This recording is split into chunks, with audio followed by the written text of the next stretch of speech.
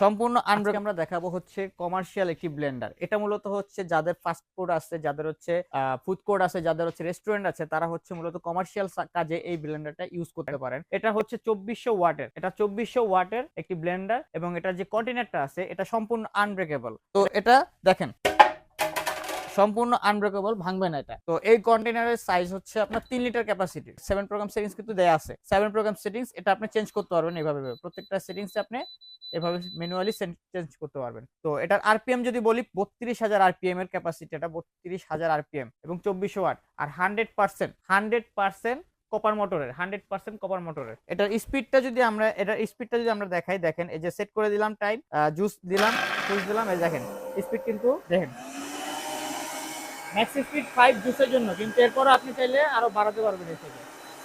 ঠিক আছে, ম্যাক্স 9।